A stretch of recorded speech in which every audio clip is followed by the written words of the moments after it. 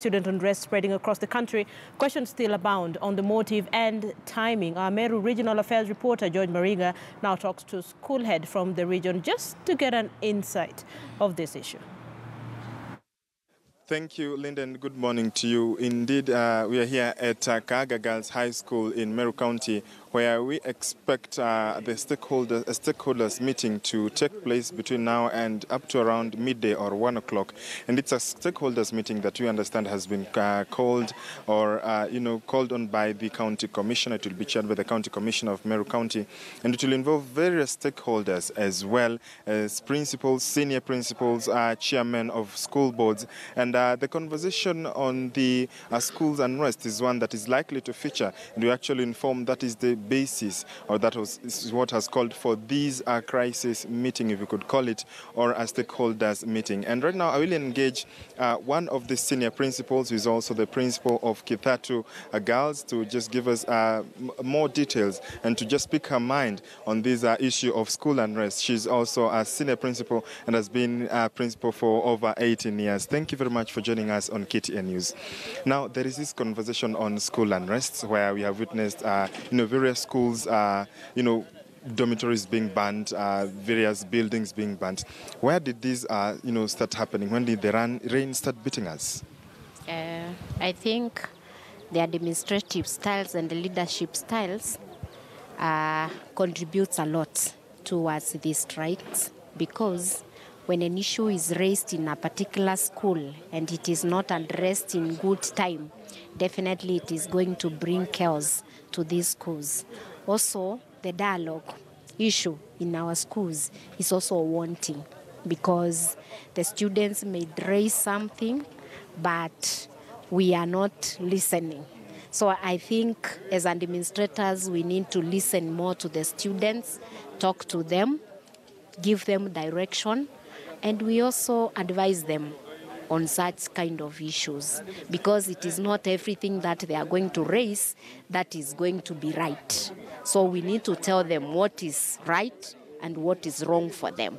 Yeah. And this happens to this unrests or this banning of dormitories, strikes, they appear to be happening mid-year, that is specifically July. And why could you attribute this? Is it because of the fear of mock exams, as some may have thought it, or is it, due to phobia of exams? Yeah, I would say phobia for exams is still contributing to it. But you realize these students, because of the old system, that they were sure probably there will be some cheating or they will get away with it. But now that the ministry and the Kenya National Examination Council is serious and has already set systems in place to curb cheating, so they feel something has been denied for them. And because their predecessors did it, why not them at this particular time? And therefore, another thing also that I also feel, it's completion of syllabuses in some of the schools. Probably the syllabuses are not completed in good time, and therefore the students might feel we are not prepared. And therefore, we can cause chaos so that it can be a scapegoat when the exams are out. Yes. And then this conversation on dialogue, you have really clearly mentioned that there needs to be dialogue between students and the teachers, and the administration. But of course, there are times when some issues, as you have said, the administration may not fully agree to them. And even when you listen to some of the issues that the students may talk about, they may be sort of some of those that the school can't tackle.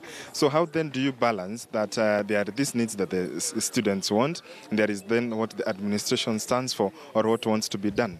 Yeah, that is when you have to call the parents, you talk to them.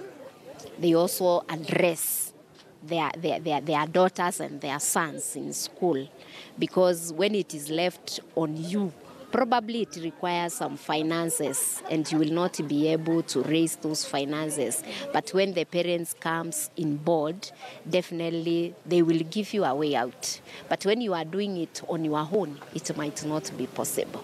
Yes, so the parents are supposed to be brought on board.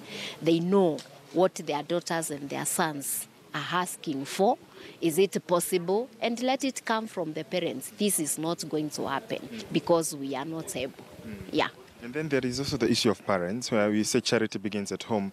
But when some parents entrust the kids fully to the school, such that they forget about them, and even you may find you have had psychologists say that some of these students actually relieve their stress from home in school. How then do we include that in schools? We are also facing a problem in parenting, especially the current parents that we have, because they do not have time for their children, and therefore they entrust them to us.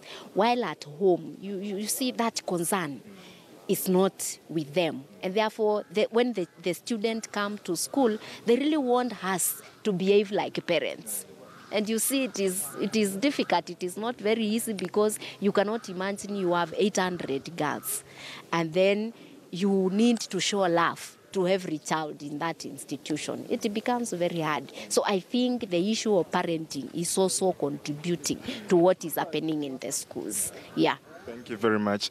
Linda, that has been Mrs. Seraphine Mwema, the principal of Kithatu Girls here in Meru County, just speaking her mind on this issue of schools unrest. And she has just mentioned a few things here and there, more so particularly also on parenting, and also the need for dialogue between the administration and the students in the schools. We will be here for the stakeholders meeting happening here at Kaga Girls High School in Meru County, where it is actually expected that the PS Billy Kipsang will attend, but we'll wait and see whether that will happen. But of course, it will be chaired by the County Commissioner, Mr. Nyagwanga. Back to you in studio.